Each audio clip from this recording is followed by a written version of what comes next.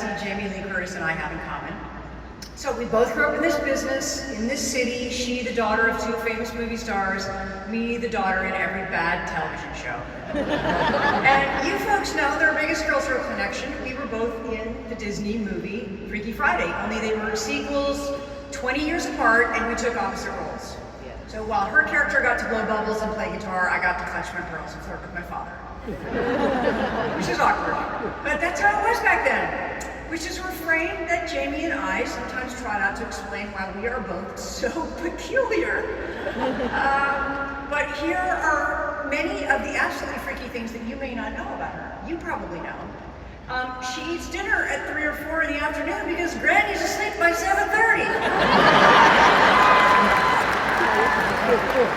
She gets up at 3 a.m., she saves the world, then she online shops a little, compulsively ordering useless things in every color. Although she did buy me the best bras I've ever owned.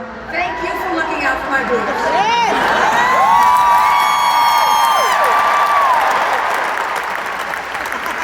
By 4 a.m., she's driving halfway across town to deliver baskets to people's doors. Sometimes they're filled with books or these incredible scented roses from her garden, little silk ribbons with the beautifully embossed label for My Hand in Yours, the charity she started for Children's Hospital. She is so thoughtful and so generous, such a supportive and kind cheerleader that it just makes me want to punch her in the face. Is that wrong? Apparently the feeling is mutual, because when Alex or I make something really good, okay, and maybe we send a picture of it, like a homemade cheat cake or a really good bonfire, she is the first person to text us back in giant capitalized letters, F you! Because the one-upsmanship game never gets old.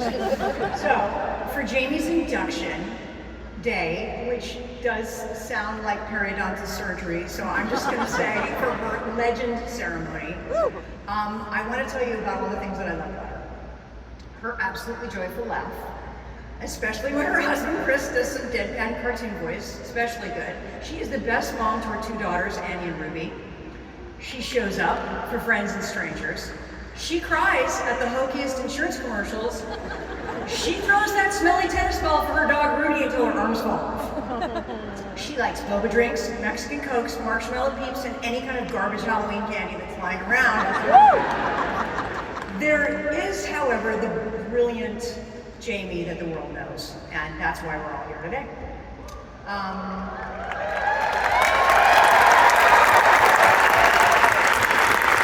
Her extraordinary performances in Halloween, A Fish Called Wanda, True Lies, Everything Everywhere All at Once, my favorite, Knives Out, and a personal favorite of mine, her guest appearance in The Bear Season 2, which is in She is inventive, fearless, full of surprises. She's an artist who lives to show you human idiosyncrasy, warts and all. Perfectly imperfect, our Neverland Hall of Famer. Jamie, I am here to honor the Disney in you, to remind you of the cafeteria Jell-O at the lot that they served on Burbank, the frozen bananas on a stick that you could buy off the cart outside the teacup ride, and of all of those magical, formative years believing in Walt Disney's Dreamland. So here you are, such an important part of that place, that history. You've been there for me for so many milestones. You spoke at our wedding. You presented me with a Golden Globe. You helped push my hands and feet in the cement at the Grauman's thing. You are the greatest cheerleader friend I've ever known. It is an honor to honor you, someone that I love so much and I care so much about, who has been such a good friend and a treasured cohort. So bless you for bringing your blessings to this art form and this world, this happiest place on earth. And I'm going to present you with the real prize. I got you old school mouse ears with your name on it.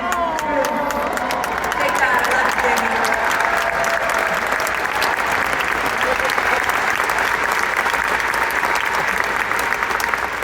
Everybody please put your hands together for Disney legend Jamie Lee Curtis.